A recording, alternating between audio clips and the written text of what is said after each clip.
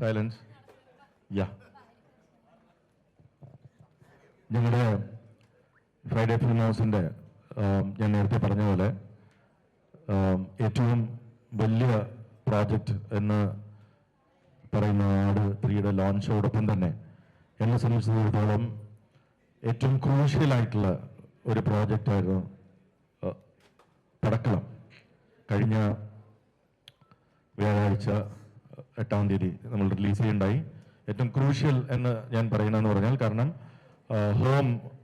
സൂഫിയും സുജാതയും ശേഷം നമ്മൾ ചെയ്ത ഏറ്റവും വലിയ എക്സ്പെരിമെന്റിൽ ഒന്നായിരുന്നു വാലാട്ടി എന്ന് പറയുന്ന സിനിമ.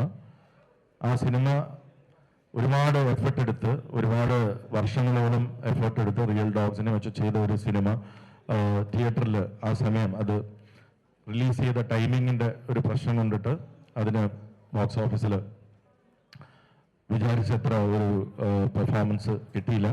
പക്ഷെ അത് OTTയിൽ അഗെയിൻ സൂപ്പർ ഹിറ്റായിരുന്നു എല്ലാ ലാംഗ്വേജിലും. എന്ന് വെച്ചാൽ വാലാട്ടിക്ക് പാർട്ട് 2 ഉണ്ടോ എന്ന് ചോദിച്ചാൽ എല്ലാ ബോക്സ് ഓഫീസ് പരാജയങ്ങൾക്കും ഞാൻ പാർട്ട് 2 ചെയ്യാറില്ല. അതുകൊണ്ട് തന്നെ വളരെ സന്തോഷം. കാരണം അതിനുശേഷം എന്നെ ഏറ്റവും എക്സൈറ്റ് ചെയ്ത ഒരു സ്ക്രിപ്റ്റാണ് പടക്കളം എന്നുള്ളത്. എൻ്റെ ഫ്രണ്ടും പാർട്ട്ണറുമായ വിജയ് സുബ്രഹ്മണ്യം ഉണ്ടോ ഇവിടെ? യാ. സോ വിജയ് ആണ് ഈ സ്ക്രിപ്റ്റ് എൻ്റെ അടുത്ത് എത്തിക്കുന്നത്. ഈ വിജയും മനുവും കൂടെ ഏകദേശം ഒരു വർഷത്തോളം ഇരുന്ന് ഡെവലപ്പ് ചെയ്ത് കൊണ്ടുവന്ന ഒരു സ്ക്രിപ്റ്റ് എൻ്റെ മുന്നിലേക്ക് വിജയ് കൊണ്ടുവരികയും അങ്ങനെ ഞാൻ അങ്ങോട്ട് റിക്വസ്റ്റ് ചെയ്തത് നമുക്ക് ഒരുമിച്ച് ചെയ്യാം. അങ്ങനെ ഉണ്ടായ എന്നെ ഒരുപാട് എക്സൈറ്റ് ചെയ്ത ഒരു ഭയങ്കര എക്സ്ട്രീംലി ടാലന്റഡ് ആയിട്ടുള്ള ഒരു ഡയറക്ടറാണ്. സൈലൻസ് ആയിട്ട് ഒന്ന് silence please, please. Thank U.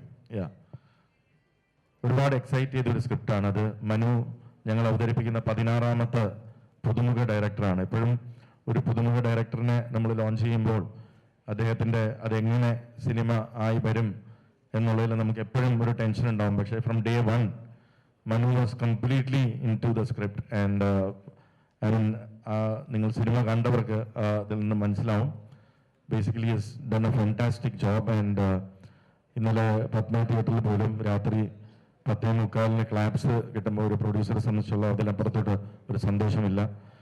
വളരെ നല്ല രീതിയിൽ പെർഫോം ചെയ്യുന്നു എന്നറിഞ്ഞതിൽ സന്തോഷം. അപ്പം അതിൻ്റെ എൻറ്റയർ ടീം ഇവിടെ ഉണ്ട്.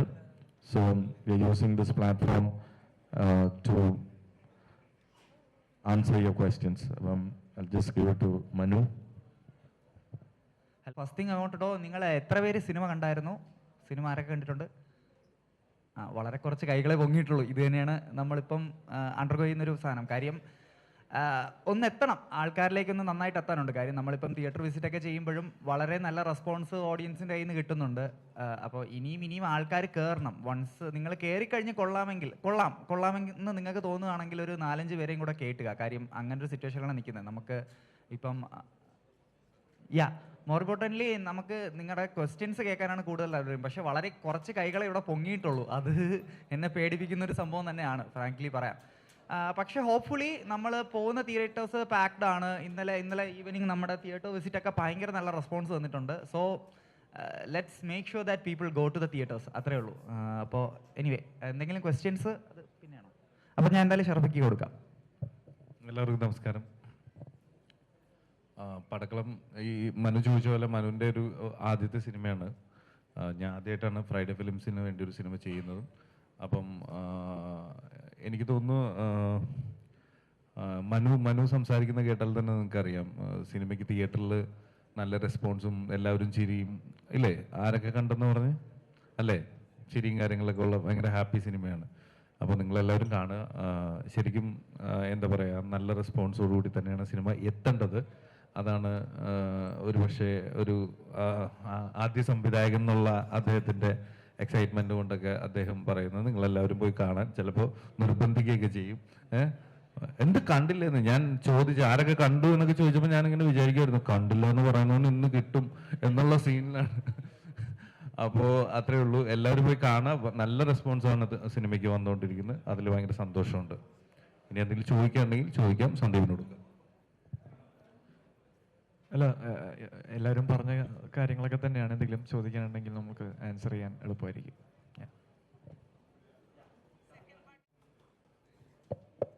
അല്ല, ഇവിടെ ഇപ്പം നടന്നുകൊണ്ടിരിക്കുന്ന ട്രെൻഡ് വിജയ് സാറ് പറഞ്ഞതും അതാണ്. ഫസ്റ്റ് പാർട്ട് ഫ്ലോപ്പ് ആവുന്ന പടങ്ങൾക്കാണ് സെക്കൻഡ് പാർട്ട് ഉണ്ടാവുന്നത്. ഈ പടത്തിന് അങ്ങനെ ഒരു സെക്കൻഡ് പാർട്ട് വേണ്ട, ഫസ്റ്റ് പാർട്ട് ഒന്ന് ഹിറ്റ് ആയിക്കോട്ടെ പ്ലീസ്.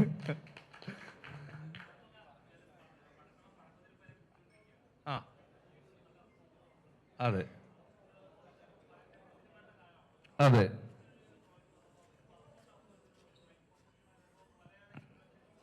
അതെ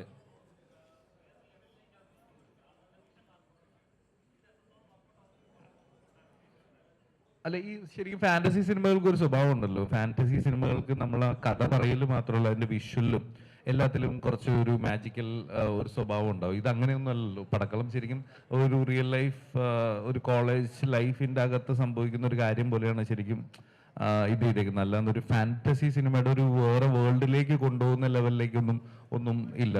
അതിൻ്റെ അകത്ത് ഒരു നടക്കുന്ന ആ ഒരു കാര്യം, അത് മാത്രമാണ് ആ സിനിമ. പിന്നെ എനിക്ക് തോന്നുന്നു, എന്താ പറയുക, ഈ കഥ കേട്ട് കഴിഞ്ഞപ്പോൾ എനിക്ക് ഭയങ്കര ഇൻട്രസ്റ്റിംഗ് ആയിട്ട് തന്നെ തോന്നി. ഈ സിനിമ വർക്ക് ആവണം എന്ന് ഞാൻ ആഗ്രഹിച്ച് ചെയ്ത സിനിമയാണ്. അത് തന്നെയാണ് സംഭവിച്ചത്. സന്തോഷം.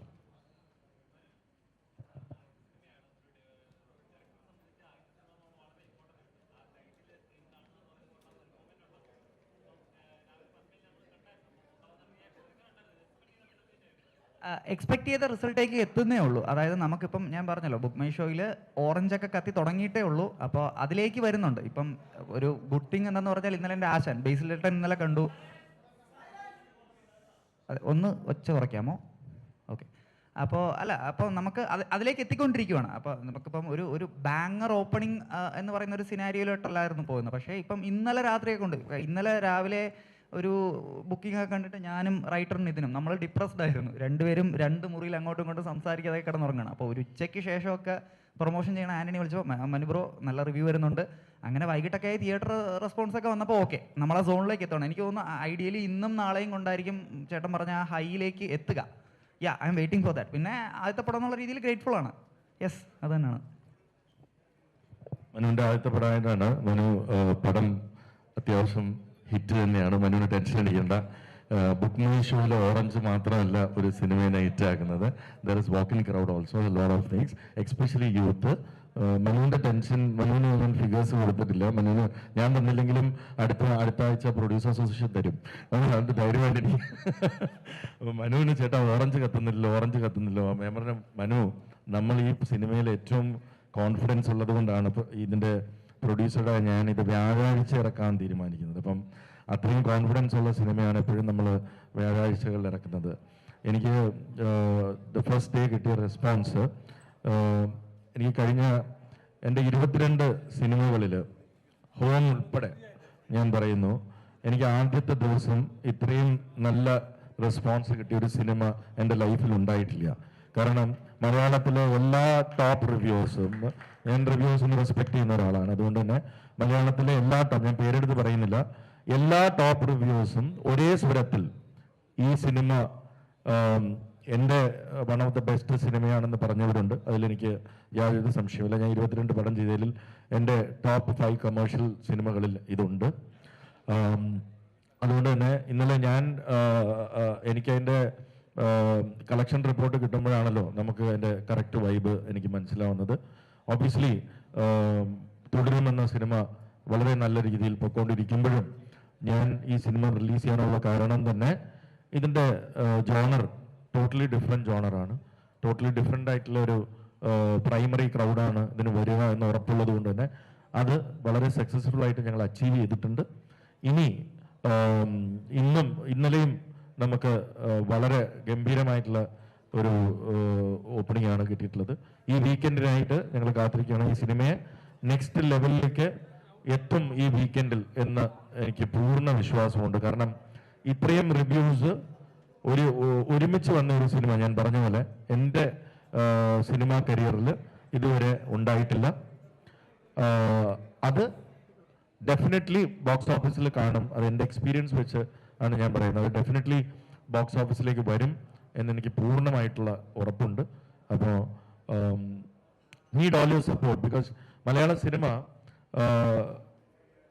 ഒരു കഴിഞ്ഞ ഒരു 2-3 കൊല്ലമായിട്ട് നമ്മൾ എപ്പോഴും ഉണ്ടാകുന്ന ഒരു സൈക്കിൾ ഉണ്ട്. സാറ്റലൈറ്റ് ബൂം ഉണ്ടാകുമ്പോൾ ചില കണ്ടന്റിൽ ഫോക്കസ് ഓൺ ദ കണ്ടന്റ് കുറയുകയും നമ്മൾ പെട്ടെന്ന് സിനിമ ഈ ഒരു മണി മേക്കിംഗ് പരിപാടിയിലേക്ക് പോകുന്ന ഒരു അവസ്ഥ ഉണ്ടായിട്ടുണ്ട്. അത് OTT ബൂമിലും കുറച്ചു കാലം ഉണ്ടായിരുന്നു. ഇപ്പോ വീണ്ടും മലയാള സിനിമ ബോക്സ് ഓഫീസിലേക്കാണ് മാറിക്കൊണ്ടിരിക്കുകയാണ്. Totally depended on because even OTT and satellite business is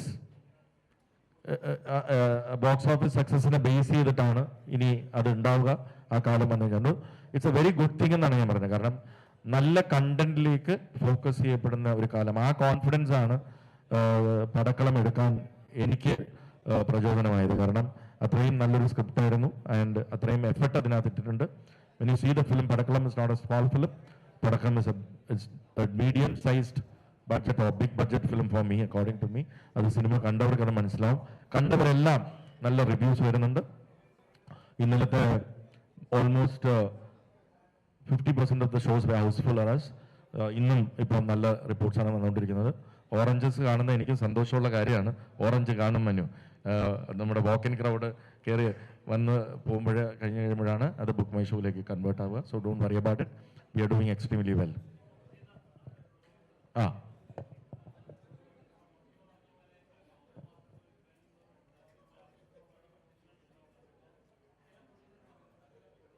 ഞാനും പറഞ്ഞു ഞാൻ വിടരുത്, എൻ്റെ സിനിമയുടെ എൻ്റെ പെർമിഷൻ ഇല്ലാതെ വിടരുതെന്ന് പറഞ്ഞിട്ടുണ്ട്. കാരണം അത് നമ്മുടെ അതൊരിക്കലും ഒരു എക്സാക്ട് ഫിഗേഴ്സ് പ്രൊഡ്യൂസർ അസോസിയേഷൻ കിട്ടില്ല. കാരണം അവർ പറയുന്ന ഓവർസീസിൻ്റെ ഫിഗേഴ്സ് അവർക്ക് ഒരിക്കലും കിട്ടില്ല. റെസ്റ്റ് ഓഫ് ഇന്ത്യയുടെ ഫിഗേഴ്സ് അവർക്ക് ഒരിക്കലും കിട്ടില്ല. കേരള ബോക്സ് ഓഫീസ് OTTയുടെ ഫിഗർ ഞാനും OTT ആയിട്ട് എഗ്രി ചെയ്തിരിക്കുന്ന ഒരു ഫിഗർ ഞാൻ ഒരിക്കലും പ്രൊഡ്യൂസർ അസോസിയേഷൻ കൊടുക്കേണ്ട ഉത്തരവാദിത്തം എനിക്കില്ല. അത് മാർക്കറ്റിൽ നിന്നും കിട്ടുന്ന ഒരു ബസ് മാത്രമാണ്. അല്ലെങ്കിൽ സാറ്റലൈറ്റ് എൻ്റെ ഡബിങ് റൈറ്റ്സിനെ കുറിച്ച് അസോസിയേഷൻ അറിയാൻ പാടില്ലായിരിക്കും. ഞാൻ റീമേക്ക് റൈറ്റ്സ് കൊടുത്തിട്ടുണ്ടോ എന്നുള്ളതായിരിക്കും. ഞാൻ ഏതെങ്കിലും ഫോറിൻ ലാംഗ്വേജിൽ കൊടുത്തിട്ടുണ്ടോ എന്നുള്ളത് ഞാൻ ഇപ്പോൾ ഇവിടെ ഇരുന്നോണ്ട് പറയാം. ഞാൻ വാലാട്ടി ഇവിടുത്തെ ബോക്സ് ഓഫീസ് ഫെയിലിയർ ആണെന്ന് പറഞ്ഞെങ്കിലും ഞാൻ വാലാട്ടിയിൽ എക്സ്ട്രീംലി സാറ്റിസ്ഫൈഡ് ആണ്. കാരണം ഏറ്റവും കൂടുതൽ ഫോറിൻ ലാംഗ്വേജിലേക്ക് ഡബ് ചെയ്യപ്പെട്ട സിനിമയാണ് വാലാട്ടി. റഷ്യയിൽ ഇന്നലെ ഷറഫ് പറയുന്നുണ്ടായിരുന്നു, dubbed Valatty into Spanish, Russian, എനിക്ക് എല്ലാ ലാംഗ്വേജും ഇപ്പോൾ ഇംഗ്ലീഷിൻ്റെ ഓഫർ വന്നിട്ടുണ്ട്. സോ അതിൻ്റെ ഒക്കെ കൺവേർട്ട് ചെയ്യുമ്പോൾ ഇപ്പോഴും വാലാട്ടി എന്ന സിനിമയുടെ റവന്യൂ വന്നുകൊണ്ടിരിക്കുകയാണ്. അപ്പം എങ്ങനെയാണ് ഒരു അസോസിയേഷൻ ഇത് ഫ്ലോപ്പാണ് ഇത് ഹിറ്റാണെന്ന് ഡിക്ലെയർ ചെയ്യുക? ദാറ്റ്സ് ഓൺലി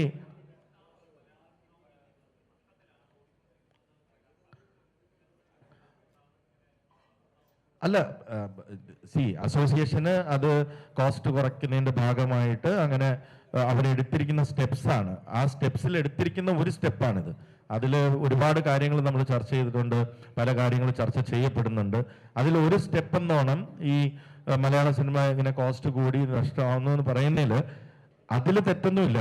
പക്ഷേ അത് ആ കറക്റ്റ് കണക്കായിരിക്കണം. ആ പ്രൊഡ്യൂസറിന്റെ പെർമിഷനോടെ കണക്ക്. ഇപ്പൊ ഞാൻ എൻ്റെ കണക്ക് പ്രൊഡ്യൂസേഴ്സിന് കൊടുക്കണമെങ്കിൽ എനിക്ക് കൊടുത്താൽ മതി അല്ലേ? ഇല്ലെങ്കിൽ എനിക്ക് കൊടുക്കേണ്ട ഉത്തരവാദിത്വം ഇല്ല. ഞാൻ പറയുന്നത് അത് ചെയ്യുമ്പോൾ കറക്റ്റ് ആയിരിക്കണം. ഈ കേരള ബോക്സ് ഓഫീസിനെ വെച്ചു, അതും ഒരാഴ്ചയുടെ കണക്ക് വെച്ച് മാത്രം ഇറ്റ് ഫ്ലോപ്പ്. അത് ആ കാൽക്കുലേഷൻ തെറ്റാണ്. ആ കാൽക്കുലേഷൻ തെറ്റാണ്. ഇന്ന് Malayalam cinema industry compare to any other Bollywood, Tollywood, Sandalwood അല്ലെങ്കിൽ അതിന് വെച്ച് കമ്പയർ ചെയ്യുമ്പോൾ ഏറ്റവും സക്സസ്ഫുൾ ആയിട്ട് നിൽക്കുന്ന ഒരു കാലമാണ്. 56 to 76% success ratio for a class film. അപ്പം നമ്മളിപ്പോൾ സിനിമ കാറ്റഗറൈസ് ചെയ്യാൻ പാടില്ല. എല്ലാ ആർട്ട് തന്നെയാണെന്നുണ്ടെങ്കിലും നമുക്കറിയാം ഈ സിനിമകളുടെ ഒരു ആളുകൾ വെയിറ്റ് ചെയ്യുന്ന പടം, അത് ആക്ടേഴ്സ്, ഡയറക്ടേഴ്സ് അല്ലെങ്കിൽ ഫിലിം പ്രൊഡക്ഷൻ ഹൗസസ് അങ്ങനെ ഒരു കോമ്പിനേഷൻ വെച്ചിട്ട് ഉള്ള സിനിമകൾ നമ്മൾ കാറ്റഗറൈസ് ചെയ്യുകയാണെങ്കിൽ അതിൽ തന്നെ ഏറ്റവും കൂടുതൽ സക്സസ് റേഷ്യോ ഉള്ളൊരു ഇൻഡസ്ട്രിയാണ് മലയാളം. ഒരിക്കലും നമ്മുടെ ഇൻഡസ്ട്രി ലോസിലാണെന്ന് നമ്മൾ വെളിയിൽ നിന്ന് കാണുന്നവർക്ക് അത് ഭയങ്കര ഒരു അത്ഭുതമായിട്ട് തോന്നും. കാരണം കഴിഞ്ഞ വർഷം തന്നെ ഏകദേശം 15ഓളം പടങ്ങൾ ഒരു 50 crore ഗ്രോസ് ചെയ്തിട്ടുണ്ട്.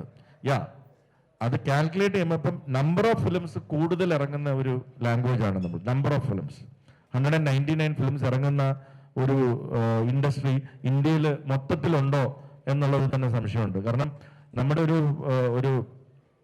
പോപ്പുലേഷൻ വെച്ചിട്ട് അല്ലെങ്കിൽ നമ്മുടെ ഒരു മാർക്കറ്റ് സൈസ് വെച്ചിട്ട് അത്രയും ഫിലിംസ്, അപ്പോൾ അത്രയും കൂടുതൽ ക്രിയേറ്റീവ് ആയിട്ടുള്ള ഒരു സിനിമയെ സ്നേഹിക്കുന്നവരും ഇവിടെ ഉണ്ട് എന്നുള്ളതാണ് സത്യം. എല്ലാവർക്കും അവരുടെ ടാലന്റ്. ഇപ്പോൾ ചിലവർക്ക് എല്ലാ ആംസ് ആൻഡ് അമ്നിസ്റ്റേഴ്സ് കിട്ടണമെന്നില്ല, അവർക്ക് വേണ്ട ആക്ടേഴ്സിനെ കിട്ടണമെന്നില്ല, അവർക്ക് വേണ്ട ടെക്നീഷ്യൻസിനെ കിട്ടണമെന്നില്ല.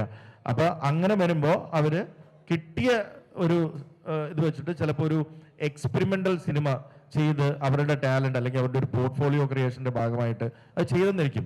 ചിലവർ, എനിക്കറിയാവുന്ന ഒരുപാട് പേരുണ്ട്, അവര് ഒരു പ്രോഫിറ്റ് ആലോചിച്ചിട്ടല്ല അങ്ങനെ ഒരു സിനിമ ചെയ്യുന്നത്. എല്ലാവരും സിനിമ ചെയ്യുന്നത് ഒരു പ്രോഫിറ്റ്, ഇത് സിനിമ ഹിറ്റായി ഞാൻ കോടികൾ ഉണ്ടാക്കണമെന്ന് വിചാരിച്ചിട്ടില്ല. അത് അവരുടെ പോർട്ട്ഫോളിയോ ക്രിയേഷന്റെ ഭാഗമായിട്ട് ചെയ്യുന്നുണ്ട്. അവർ ഒരു സിനിമ എടുക്കണം എന്നുള്ള ആഗ്രഹം കൊണ്ട് ചെയ്യുന്ന എത്രയോ പ്രൊഡ്യൂസേഴ്സിനെ എനിക്കറിയാം. എനിക്കറിയാവുന്ന എത്രയോ പ്രൊഡ്യൂസേഴ്സ്, NRIs, ഞാൻ ചോദിക്കും, നിങ്ങൾ എന്നെ കൊണ്ടുവന്ന് സിനിമ കാണിക്കും, അപ്പോൾ ബിക്കോസ് സുഹൃത്ത് എന്നുള്ള രീതിയിൽ നിങ്ങൾ ഇതൊന്ന് കാണണം എന്നോട് ഞാൻ പറഞ്ഞാൽ, നിങ്ങൾ എന്തിനാ സിനിമ എടുക്കുന്നത്, നിങ്ങൾ ഇത് സീരിയസ് ആയിട്ട് കാണുന്ന പരിപാടിയാണോ? അതൊന്നുമല്ല, ലൈഫിൽ ഒരു പടം എടുക്കണമെന്നൊരു ആഗ്രഹമുണ്ട്. അതിനെ ഒരിക്കലും അവർ തന്നെ ആ സിനിമയുടെ റിലീസിൻ്റെ ഒന്നും ഇവിടെ ഉണ്ടോയെന്ന് പോലും നമുക്കറിയില്ല. അവർ ചിലപ്പം ഇരിക്കുന്നത്. അങ്ങനെ ഒരുപാട് പേരെ എനിക്കറിയാം. അങ്ങനെ ഒരുപാട് പേരെ എനിക്കറിയാം. എൻ്റെ അടുത്ത് വന്ന് അഭിനയിക്കാൻ പറയുന്നവരുണ്ട്. എൻ്റെ അടുത്ത് ഇതൊന്ന് കണ്ടിട്ട് ഞങ്ങൾ ഒരു ആഗ്രഹം കൊണ്ട് എടുത്തതാണ് എന്നൊക്കെ. അതിനെ ഒരിക്കലും ഒരു ഇൻഡസ്ട്രിയുടെ ലോസായിട്ട് കണക്ക് കൂട്ടാൻ പറ്റില്ല. എന്ന് വെച്ചാൽ നമ്മൾ ഓരോരുത്തരും നിങ്ങൾ പ്രോഫിറ്റിന് വേണ്ടിയാണോ എടുത്ത്, അതും ചെയ്യാൻ പറ്റില്ല. അപ്പോൾ ഇറ്റ്സ് എ catch-22 സിറ്റുവേഷൻ. അപ്പോൾ അതുകൊണ്ട് ഏറ്റവും നല്ല കാര്യം ഒരു ഹാഫ് കുക്ഡ് ആയിട്ടുള്ള കണക്ക് കൊടുക്കാതിരിക്കുക. അങ്ങനെ കൊടുക്കുകയാണെങ്കിൽ അത് പെർഫെക്റ്റ് കണക്കായിരിക്കണം. ആ കണക്ക് ഹാഫ് കുക്ഡ് ആയിട്ടുള്ള ഒരു കണക്ക് കൊടുക്കുമ്പോൾ നമ്മൾ ഇൻഡസ്ട്രിയെ ഒരു റോങ് നോട്ടിൽ വെളിയിലുള്ളത് സത്യമാണ്. ഒരുപാട് ഇൻവെസ്റ്റേഴ്സ് മലയാളത്തിന്റെ സക്സസ് റേഷ്യോ കണ്ടിട്ട് അതിലേക്ക് വരാൻ ആഗ്രഹിക്കുന്നവര് പെട്ടെന്ന് ഇങ്ങനെ ഒരു റോങ് നോട്ട് പോകുമ്പോൾ അവർ ചിലപ്പോൾ ഷൈ ഔട്ട് ചെയ്യാം സാധ്യതയുണ്ട്. അങ്ങനെ പോയിട്ടുണ്ട്. എനിക്ക് അനുഭവമുണ്ട്. അതുകൊണ്ട് ഞാൻ റിക്വസ്റ്റ് ചെയ്തിട്ടുണ്ട് as a member of the association, Padakkalam എന്ന് പറഞ്ഞ സിനിമയുടെ കണക്ക് ഞാൻ അപ്രൂവ് ചെയ്യാതെ, ബിക്കോസ് എനിക്ക് മാത്രമാണ് അതിന്റെ കണക്ക് അറിയാവുന്നത്. മനുവിന് പോലും അറിയത്തില്ല. അതാണ് മനു ബുക്ക് മൈ ഷോ വെച്ചിട്ടാണ് മനു നോക്കുന്നത്. എനിക്ക് മാത്രമേ അതിന്റെ എക്സാക്ട് ഫിഗർ അറിയാൻ പറ്റുള്ളൂ.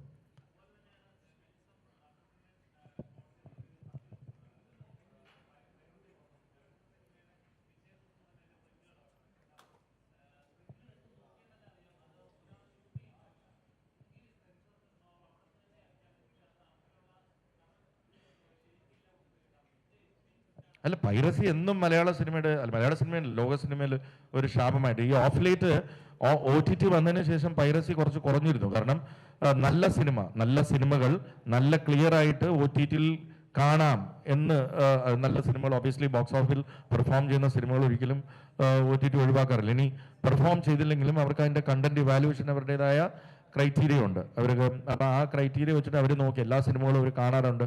ചില സിനിമകൾ OTT-കാർക്ക് ബോക്സ് ഓഫീസ് പെർഫോം ചെയ്യാത്തതാണ് ഇഷ്ടം.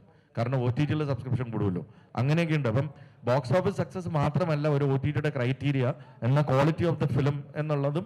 അതുകൊണ്ട് അവർക്ക് ഡ്രൈവ് ഉണ്ടാവുമോ എന്നൊക്കെ ഉള്ള പല ക്രൈറ്റീരിയ ഉണ്ട് അവർക്ക്. അപ്പോൾ ഈ OTT വന്നതിൽ പിന്നെ നല്ല ക്ലിയർ പ്രിന്റ് കുറച്ചൊന്ന് താന്നിരുന്നതാണ്. അപ്പം നിങ്ങൾ പറഞ്ഞ പോലെ തന്നെ ഇതൊരു വാശിയുടെ പുറത്ത് ചെയ്യുന്നതായിട്ടാണ് എനിക്ക് തോന്നുന്നില്ല. എന്നാൽ ഈ സിനിമയുടെ നശിപ്പിക്കുന്നതിന്റെ ഭാഗമായിട്ടാണ് ഇത് ചെയ്യുന്നതെങ്കിൽ അതൊരു ക്രിമിനൽ കുറ്റം തന്നെയാണ്. അത് വളരെ സീരിയസ് ആയിട്ട് അവരെ അത് ലോയുടെ മുമ്പിൽ കൊണ്ടുവരികയും വളരെ സീരിയസ് ആയിട്ടുള്ള പണിഷ്മെന്റ് കൊടുക്കുകയും വേണം. കാരണം ഇത് അല്ലെങ്കിൽ 100 രൂപ 200 രൂപ കൊടുക്കാതെ കാണാമെന്നുള്ളതിന്റെ ഭാഗമായിട്ട് വരുന്നതല്ല.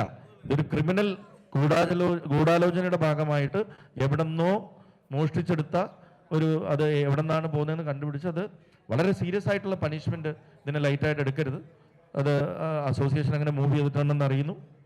Will all be supporting it.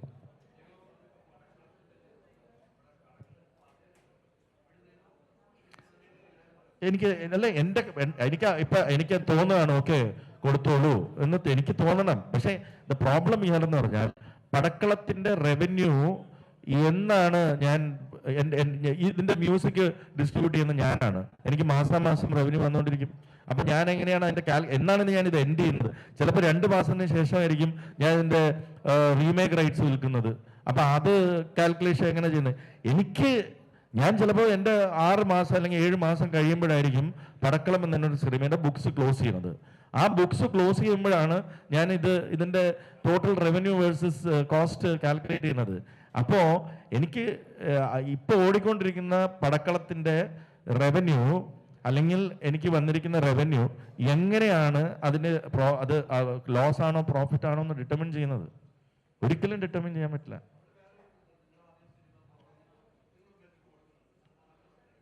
അതിലും വേരിയേഷൻ വരും. വർദ്ധിക്കാൻ ഇനി കുറയ്ക്കാറുണ്ട്. ഞങ്ങളുടെ സിനിമകൾക്ക് ഞങ്ങൾക്ക് വളരെ എഫിഷ്യൻ്റ് ആയിട്ടുള്ളൊരു ടീമുണ്ട്. ഞങ്ങൾ എപ്പോഴും ഒരു ഹയർ ബഡ്ജറ്റാണ് ഇടുക. ബിക്കോസ് നമ്മൾ അതിനെ വെച്ചിട്ടാണ് ഒരു ബിസിനസ് പ്ലാൻ ഉണ്ടാക്കുന്നത്. ഫ്രൈഡേ ഫിലിം ഹൗസ് അങ്ങനെയാണ് പ്രവർത്തിക്കുന്നത്. നമ്മൾ ഒരു വേഴ്സ് കേസ് സിനാരിയോ, ഒരു മഴ വന്നാൽ അല്ലെങ്കിൽ അതിൻ്റെ ഫോഴ്സ് മെജർ അല്ലെങ്കിൽ ഒരു അതിന് വരെ നമ്മൾ ഒരു പ്രൊവിഷൻ വെക്കും. ആ പ്രൊവിഷൻ വെച്ചിട്ട് എപ്പോഴും ഷിബുവിനോടും വിനുവിനോടും പറയും, ഒരു പ്രൊവിഷൻ വെച്ചിട്ട് ഇതിൻ്റെ ഹയസ്റ്റ് പറഞ്ഞാൽ മതി. കാരണം അതിന് ബാക്ക്വേർഡ്സ് അതിന് കുറച്ച് കഴിഞ്ഞാൽ നല്ലതല്ലേ? ഞങ്ങൾക്ക് എപ്പോഴും 10 to 15% കുറവേ ഉണ്ടായിട്ടുള്ളൂ. അപ്പോൾ പ്രൊഡ്യൂസ് അസോസിയേഷന് കൊടുക്കുന്ന കണക്കല്ല ആ കോസ്റ്റ് അല്ല കോസ്റ്റ്. ഓക്കെ, ചിലത് കൂടിയേക്കാം, ചിലത് കുറഞ്ഞേക്കാം. നമ്മൾ ആദ്യം കൊടുക്കുന്ന കോസ്റ്റ് ഒരിക്കലും കറക്റ്റ് ആവണമെന്നില്ല. എന്തെല്ലാം വേരിയേഷൻസ് വരും. നമ്മളൊരു സിനിമ രജിസ്റ്റർ ചെയ്യുമ്പോഴാണ് കോസ്റ്റ് കൊടുക്കുന്നത്. അതിന് ചിലപ്പോൾ ആക്ടേഴ്സ് ചേഞ്ച് വരും, ടെക്നീഷ്യൻസ് ചേഞ്ച് ചെയ്ത് വരും, ചിലപ്പോൾ ലൊക്കേഷൻസ് ചേഞ്ച് ആവും, ചിലപ്പോൾ നമ്മൾ ചെയ്തു വരുമ്പോൾ ഇപ്പം പടക്കളം എന്ന് പറയുന്ന സിനിമ ഞങ്ങൾ ചാർട്ട് ചെയ്തതിനെക്കാട്ടിലും ഡേയ്സ് കുറച്ച്, നമ്പർ ഓഫ് ഡേയ്സ് കുറച്ച് നമ്മൾ ചെയ്തു. അത് ഇടയിൽ നമ്മൾ ഉണ്ടാക്കിയ ഒരു പ്ലാനിങ്ങിൻ്റെ ഭാഗമായിട്ട് ഞങ്ങൾ കുറച്ച് ഡേയ്സ് കുറയ്ക്കാൻ പറ്റി. അപ്പം അത് നമ്മൾ കോസ്റ്റിൽ ഇമ്പാക്റ്റ് വരും. അല്ല, കൊടുക്കണമെന്നുണ്ടെങ്കിൽ നമ്മളിപ്പം ഒരു സ്ഥാപനം ഒരു ആനുവൽ കണക്ക് എല്ലാ പ്രൊഡ്യൂസേഴ്സിൽ നിന്നും അവരുടെ ഇത് നമ്മളിപ്പോൾ ബാലൻസ് ഷീറ്റ് കൊടുക്കാന്ന് പറയത്തില്ലേ, ആ ബാലൻസ് ഷീറ്റ് കൊടുത്ത് അപ്രൂവ് ചെയ്ത് ഇതാണ് ഇൻഡസ്ട്രി കണക്ക്. മാസം എങ്ങനെ കണക്ക് കൊടുക്കാൻ പറ്റും? ഒരു ബിസിനസ്സിനും മാസം എങ്ങനെയാണ് പ്രോഫിറ്റ് ആൻഡ് ലോസ് ഇവാലുവേറ്റ് ചെയ്യുന്നത്? ഏത് ബിസിനസ്സിന് ഇവാലുവേറ്റ് ചെയ്യാൻ പറ്റും? ഒരിക്കലും പറ്റില്ല. അപ്പൊ അത് ഒഴിവാക്കണം എന്ന് ഞങ്ങൾ കുറച്ച് പേര് റിക്വസ്റ്റ് ചെയ്തിട്ടുണ്ട്. ഇപ്പോൾ ഞാൻ പ്രൊഡ്യൂസേഴ്സ് അസോസിയേഷനിൽ പ്രൊഡ്യൂസർ എന്നുള്ള മെമ്പറുമാണ്, പ്രൊഡക്ഷൻ കൺട്രോളർ. അപ്പോൾ നമ്മളൊരു ബഡ്ജറ്റ് ഇപ്പോൾ ആട് 3 തുടങ്ങുന്നു. അപ്പോൾ ആട് 3ക്ക് നമ്മളൊരു ബഡ്ജറ്റ് ഇടുന്നു. അതുപോലെ പടക്കളം തുടങ്ങുന്ന സമയത്ത് നമ്മളൊരു ബഡ്ജറ്റ് ഇട്ടു. ഇതിൽ പല സാഹചര്യങ്ങൾ കൊണ്ട് ബഡ്ജറ്റിന് മാറ്റങ്ങൾ വരാം. ഒരാൾക്ക് അസുഖം വരാം, ഷൂട്ട് നടന്നില്ല എന്ന് വരാം, ബഡ്ജറ്റ് മാറും. അതുപോലെ തന്നെ മഴ വന്നാൽ ബഡ്ജറ്റ് മാറും. അങ്ങനെ ഏത് സാഹചര്യത്തിലും ഇത് രണ്ടും സംഭവിക്കാം. പിന്നെ നമ്മൾ ഇവിടെ പ്രൊഡ്യൂസേഴ്സ് അസോസിയേഷൻ മാത്രമല്ലല്ലോ ഉള്ളത്, നിരവധി അസോസിയേഷനുണ്ട്. വ്യാപാരി വ്യവസായി അസോസിയേഷനുണ്ട്, സ്വർണത്തിന് അസോസിയേഷനുണ്ട്, സ്വർണ്ണക്കടകൾക്ക്. ഈ എല്ലാ കടകളും ലാഭമാണോ? എല്ലാ അസോസിയേഷനിലും എല്ലാം ലാഭമായിരിക്കില്ല. അതുകൊണ്ട് ആ ഇൻഡസ്ട്രി മൊത്തം നഷ്ടമാണോ? അപ്പോൾ നമ്മൾ ഇങ്ങനെ ഒരു വിലവിവര പട്ടിക പറയുമ്പോൾ, മാസം തോറും പറയുമ്പോഴത്തേക്ക് ഈ ഇൻഡസ്ട്രിയിൽ വരുന്ന പല പ്രൊഡ്യൂസേഴ്സും ഇൻവെസ്റ്റേഴ്സും അല്ലെങ്കിൽ പല കമ്പനിക്കുള്ള ഇൻവെസ്റ്റേഴ്സും അതായത് പിന്നോട്ട് പോവുകയാണ് ചെയ്യുന്നത്. അപ്പോൾ നമ്മൾ ചെയ്യേണ്ടത് അതിന് കൂടിയ ആലോചന വേണം. ഒരു പടം ഇറങ്ങിയാൽ ആ പടത്തിന് ഒരു 6 മാസമെങ്കിലും സമയം കൊടുക്കണം. അതിൻ്റെ എല്ലാ റൈറ്റ്സ് വിറ്റോ, അതിൻ്റെ OTT ബിസിനസ് നടന്നോ, റവന്യൂ ഏതൊക്കെയാണ് വന്നിരിക്കുന്നത് എന്ന് നോക്കി കണ്ട് അതിൻ്റെ ഒരു ചാർട്ടാണ് ഉണ്ടാക്കേണ്ടത്. അല്ലാതെ ഒരാഴ്ച കൊണ്ട് ഒരു പടം നഷ്ടമാണോ, ആ പടം ഏതെങ്കിലും ലാംഗ്വേജിൽ വിറ്റുപോയാൽ എങ്ങനെയാണ്? പിറ്റേ ആഴ്ച ഇവർ വിലവിവര പട്ടിക ഇട്ടതിന് ശേഷം പിറ്റേ ദിവസമാണ് അത് വിറ്റെങ്കിലോ? അപ്പോൾ അതൊക്കെ തെറ്റ് തന്നെയാണ്. നമുക്ക് ഇൻഡസ്ട്രീനെ പിടിച്ചു നിർത്തുക, ബഡ്ജറ്റ് നിയന്ത്രിക്കുക എന്ന് പറഞ്ഞാൽ ഇവിടെ ഇരുന്നിട്ട് നമ്മൾ ഇപ്പോൾ കഴിഞ്ഞ വർഷം 202 പടങ്ങൾ ഇറങ്ങിയിട്ടെന്ന് പറഞ്ഞു. ഇതിൽ ഡിസംബർ മാസങ്ങളിൽ എനിക്ക് തോന്നുന്നത് സെൻസർ ചെയ്യുന്ന ഭൂരിഭാഗം സിനിമകളും അവാർഡ് കാറ്റഗറിയിൽ പോകുന്ന സിനിമകളാണ്. ഈ സിനിമകൾ എന്ന് പറയുന്നത് ചിലപ്പോൾ റിലീസ് ചെയ്തിട്ടുണ്ടാവാം, ചിലപ്പോൾ റിലീസ് ചെയ്തിട്ടുണ്ടാവില്ല, ചിലപ്പോൾ ചെയ്തിട്ടുണ്ടാവാം. പക്ഷേ ഇതും എല്ലാം ചേർത്തിട്ടാണ് നമ്മൾ ഈ കണക്ക് പറയുന്നത്. അപ്പോൾ ഇങ്ങനെ ഒരു കണക്ക് പറയുമ്പോൾ ഇൻഡസ്ട്രിയിൽ കഴിഞ്ഞ വർഷം ഏറ്റവും കൂടുതൽ ഹിറ്റുകൾ ഉണ്ടായ ഇൻഡസ്ട്രി എനിക്ക് തോന്നുന്നത് മലയാളം ഇൻഡസ്ട്രിയാണ്. അത് വെച്ച് നമ്മൾ കണക്കാക്കിയാൽ കഴിഞ്ഞതിന് ഈ ഒരു 50 പടങ്ങളോളം ഡിസംബറിൽ സെൻസർ ചെയ്യുന്ന അവാർഡ് പടങ്ങളിലേക്ക് മാറിക്കഴിഞ്ഞ് ബാക്കി 150 സിനിമകൾ ഉണ്ടാവാം. അതിൽ സ്വന്തക്കാർക്കും ബന്ധുക്കാർക്കും പരിചയക്കാർക്കും നേരത്തെ ഇത് പറഞ്ഞ പോലെ വിജയ് സാർ പറഞ്ഞ പോലെ ഒരു സിനിമ എടുക്കണമെന്ന താല്പര്യത്തോടുകൂടി വരുന്ന ആൾക്കാരൊക്കെ പടം എടുത്തിട്ടുണ്ടാവും. അത് കഴിഞ്ഞാൽ ഒരു 60 സിനിമയായിരിക്കും മലയാള ഇൻഡസ്ട്രിയിൽ കറക്റ്റായിട്ട് പ്രൊഡക്ഷൻ നടന്നിട്ടുണ്ടാവുക. ഈ 60 സിനിമയിൽ ഏതാണ്ട് 27 സിനിമയോ 26 സിനിമയോ ഹിറ്റുകളായിരുന്നു. അപ്പോൾ ഏതാണ്ട് 50% ഹിറ്റുകളുണ്ടായ ഇൻഡസ്ട്രി ഈ ഒരു വിലവിവര പട്ടിക വന്നതോടുകൂടി സത്യത്തിൽ പടങ്ങളുടെ എണ്ണം കുറയുകയാണ് ചെയ്യുന്നത്. പടങ്ങളുടെ എണ്ണം വളരെ വലിയതായിട്ട് കുറഞ്ഞു. കാരണം ഞാൻ ഫെഫ്കയുടെ ജോയിൻറ്റ് സെക്രട്ടറിയും കൂടിയാണ്. എനിക്ക് വളരെ കൃത്യമായിട്ട് അറിയാം പ്രോജക്റ്റ് അവിടെ വരുന്നതിനെ പറ്റി വളരെ വ്യക്തമായിട്ട് എനിക്കറിയാം. അപ്പോൾ ഇൻഡസ്ട്രിയിലും സിനിമ യഥാർത്ഥത്തിൽ ഇല്ലാണ്ടായിക്കൊണ്ടിരിക്കുകയാണ്. അപ്പോൾ ഞാൻ ഇടയ്ക്ക് നമ്മുടെ രഞ്ജിത്തേട്ടൻ പ്രൊഡ്യൂസർ രഞ്ജിത്തേട്ടനോട് ഞാൻ ചോദിച്ചു, രഞ്ജിത്തേട്ടൻ നമ്മളിവിടെ എല്ലാം നഷ്ടമെന്ന് പറയുമ്പോൾ OTT-കാരെങ്ങനെ പടം എടുക്കുക? അവർ വരും, അവിടെ മൊത്തത്തിൽ അവതാളത്തിലല്ലേ, പിന്നെ എന്തെങ്കിലും കൊടുത്ത് നമുക്ക് പറഞ്ഞാൽ അതങ്ങ് തരും എന്നുള്ള രീതിയിലേക്കാവും. നമുക്കിനി പടക്കളത്തിലേക്ക് വരാം. ചോദിക്കാനുള്ള കോൺട്രവേഴ്ഷ്യൽ സാധനങ്ങളൊക്കെ കിട്ടിയെങ്കിൽ മനസ്സിലായിട്ടുണ്ട്. മനസ്സിലായി.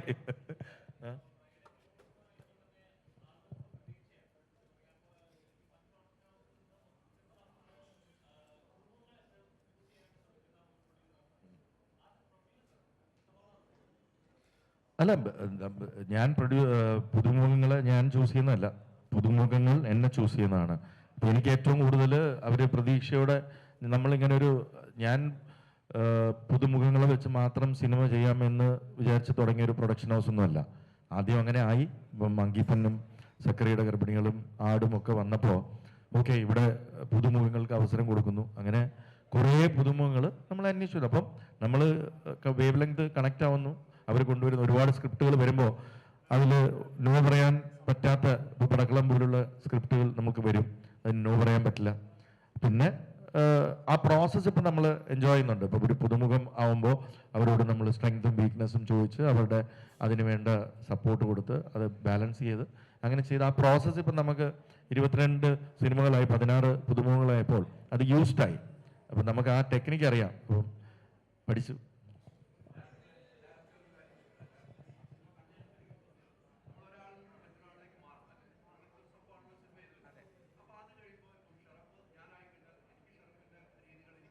ചേട്ടാ, അത് സ്പോയിലറാണ്. പറയാമോ? കഥയുടെ തന്നെ ഏറ്റവും വലിയ സ്പോയിലറാണ് ചേട്ടൻ ഇപ്പോൾ പറഞ്ഞത്. ഓക്കെ.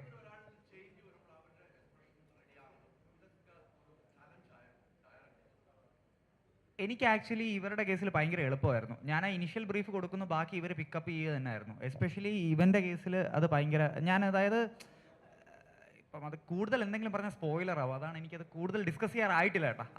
ഒന്നും കൂടെ ഒന്ന് വരട്ടെ, പറയാം. അതിനുത്തരം ഞാൻ പറയാം, ഉറപ്പായിട്ട് പറയാം. ഇപ്പം പറയാറായിട്ടില്ല. അത് വളരെ ചെറിയ ന്യൂആൻസൻസിൽ നിന്ന് തുടങ്ങി ഒരുപാട് ഇവർ വർക്ക് ചെയ്തിട്ടുണ്ട്. സോ ഇപ്പം അത് പറയാൻ പറ്റില്ല. പടത്തിൻ്റെ ഏറ്റവും വലിയ ഒരു സ്പോയിലറാണ് ചേട്ടൻ ഇപ്പം ചോദിച്ചിരിക്കുന്നത്. ചേട്ടൻ അത് കഴിഞ്ഞു വന്നാൽ ഞാൻ ഒറ്റയ്ക്ക് പറഞ്ഞുതരാം, 1 on 1 പറഞ്ഞുതരാം. അല്ല, മനസ്സിലായിട്ടാ. ഹൈദരാലിക്ക് മനസ്സിലായി മനു ഒരു ലോലഹൃദയനാണെന്ന്. എന്ത് വേണമെങ്കിലും അല്ലേ പിടിച്ചെടുക്കാമെന്ന്. കഥ മൊത്തം ഇവിടെ നിന്ന് പറയിപ്പിക്കാനുള്ള പരിപാടിയാണ്. വർക്കായോ? എന്നാൽ അത് നിങ്ങളുടെ ബ്ലോഗിലൂടെ ജനങ്ങളെ അറിയിക്കുക. അവർ പടം പോയി കണ്ട് അതെ കണ്ടുപോയാൽ. Thank you so much.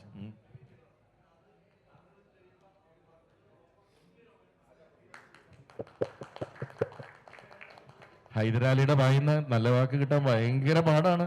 അതാണ് കിട്ടിയിരിക്കുന്നത്.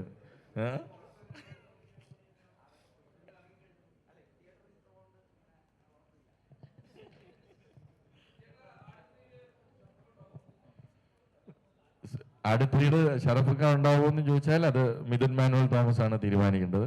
ബിക്കോസ് സാധ്യതയുണ്ട്, ഇല്ലായിക്കൊന്നുമില്ല. ഒരുപാട് ക്യാരക്ടേഴ്സ് അല്ലേ. ആടില്ലെങ്കിലും അടുത്ത സർപ്രൈസ് കേട്ടുകൾ ഒരുപാട് ഉണ്ടെന്ന് പറഞ്ഞില്ലേ. സംഭവങ്ങളൊക്കെ വരും അല്ലേ.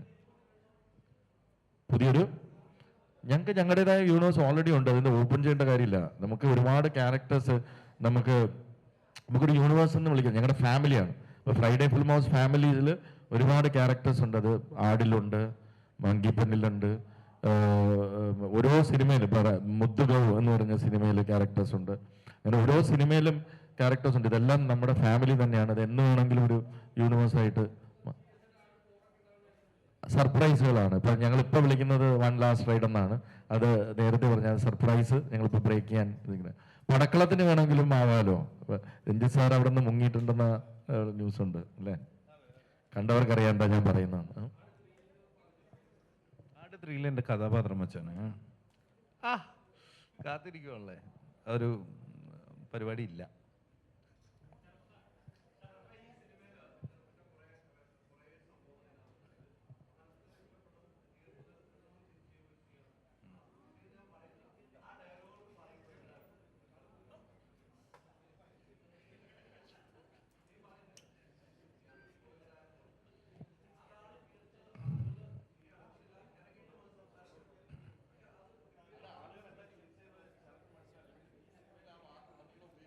അതെ അതെ അതെ, അത് എല്ലാ സ്ഥലത്തും നമ്മുടെ മലയാളത്തിലെ ചില വാക്കുകൾ എന്താ അസ്ഥാനത്തല്ല, ചില 2 സ്ഥലത്ത് ഉപയോഗിച്ചാൽ 2 അർത്ഥമുള്ള ഒരു അങ്ങനെയുള്ള ഒരു റിയാലിറ്റി ഉണ്ട്. അല്ല അല്ല അല്ല അല്ല, അത് പറഞ്ഞുതരാം. അതായത് ഇല്ലില്ല, ഞാൻ ഡയലോഗായിട്ട് പറയില്ല.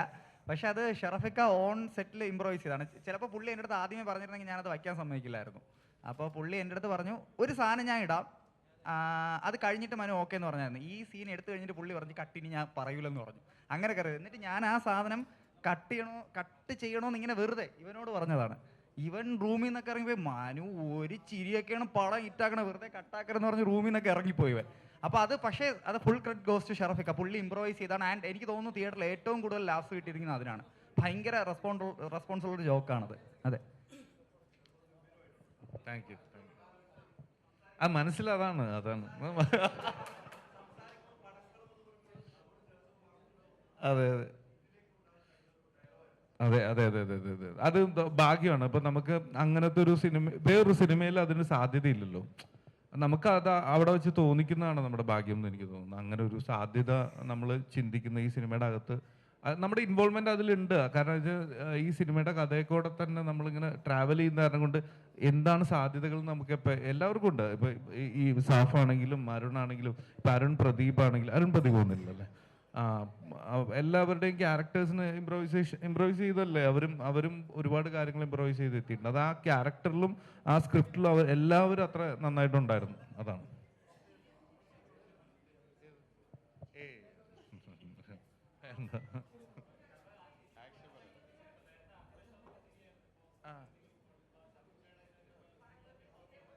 അതിപ്പോ പിന്നെ ചിരിക്കാം, എനിക്ക് ഭയങ്കര പ്രശ്നമാണ്, സോറി.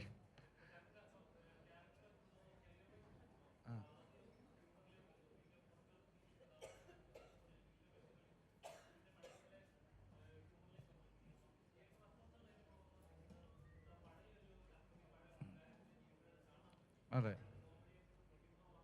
ഞാൻ കണ്ടു. എനിക്ക് അങ്ങനത്തെ മെസ്സേജസും കാര്യങ്ങളും ഭയങ്കരമായിട്ട് കംബാക്ക് എന്നൊക്കെ പറഞ്ഞു. അപ്പം ഞാൻ പറഞ്ഞു, ഞാൻ കഴിഞ്ഞതിന് മുമ്പത്തെ മാസം പടം ഇറക്കിയത് എന്ത് കംബാക്ക് എന്നുള്ള സീനിൽ ഞാനിങ്ങനെ ആലോചിക്കുന്നത്. പക്ഷേ എന്താ നമ്മൾ വിചാരിക്കുന്നതല്ലല്ലോ. നമ്മളിൽ എല്ലാവർക്കും കാണാൻ ആഗ്രഹമുള്ള കാര്യങ്ങളുണ്ടാവും. അപ്പോൾ അങ്ങനെ ഇപ്പോൾ ഹാപ്പി വെഡിങ് പോലുള്ള സിനിമയും അല്ലെങ്കിൽ അതുപോലെ പ്രേതം പോലുള്ള കോമഡി സിനിമകളൊക്കെ ചെയ്തിട്ടുള്ളത് ചിലപ്പോൾ എല്ലാവർക്കും ഓർമ്മയിലുണ്ടാവും. അപ്പോൾ അതുപോലത്തെ ഒരു സിനിമ എപ്പോഴായിരിക്കും എന്ന് നോക്കി നിന്നപ്പോൾ പെട്ടെന്ന് ഈ പടക്കളം അങ്ങനെ ഒരു സർപ്രൈസിൽ അതിൽ ഹ്യൂമറും കാര്യങ്ങളൊക്കെ വർക്കായി എന്നുള്ളത് ഭയങ്കര സന്തോഷമുണ്ട്.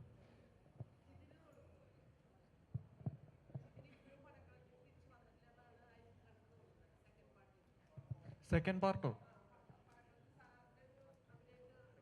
സെക്കൻഡ് ഹാഫ് ഇല്ല, പുറത്തോട്ട് വന്നു. ഞാൻ ചുമ്മാ ഇങ്ങനെ ഇരുന്നേ ഉള്ളൂ. എക്സ്പീരിയൻസ് ഇതില് ഒരുപാട്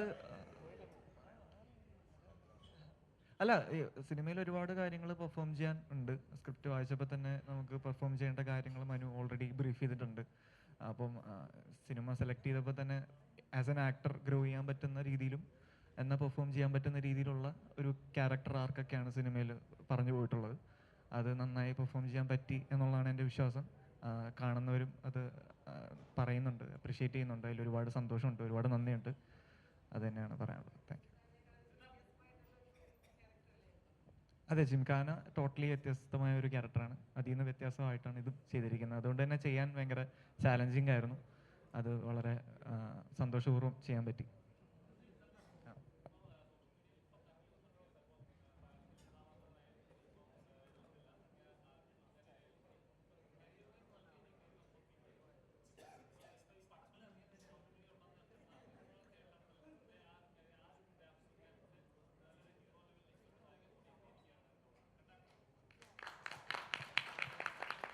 അല്ല, എല്ലാവർക്കും ഇഷ്ടപ്പെടുന്നതിൽ ഒരുപാട് സന്തോഷം. കമ്പാരിസൺ ഒന്നുമില്ല. നമുക്കും ചെറിയൊരു സ്പേസ് ഉണ്ടാക്കിയെടുക്കുക മലയാളത്തിൽ, നമുക്ക് പറ്റുന്ന ക്യാരക്ടേഴ്സ് ചെയ്യാൻ പറ്റുക എന്നുള്ളത് തന്നെയാണ് ആഗ്രഹം. നിലനിൽക്കുക എന്നുള്ളതാണ് അതിനേക്കാൾ ഇമ്പോർട്ടൻ്റ് ആയിട്ടുള്ള കാര്യം. സിനിമയിലേക്ക് വരുന്നതിനേക്കാളും നല്ല സിനിമകളുടെ ഭാഗമായിട്ട് നിലനിൽക്കുക എന്നുള്ളതാണ് അതിൽ ഏറ്റവും ചാലഞ്ചിങ് ആയിട്ടുള്ളൊരു പാർട്ട്. അത് നന്നായിട്ട് ചെയ്യാൻ പറ്റണം എന്നാണ് ആഗ്രഹം. അങ്ങനെയാണ് മുന്നോട്ട് പോകുന്നത്.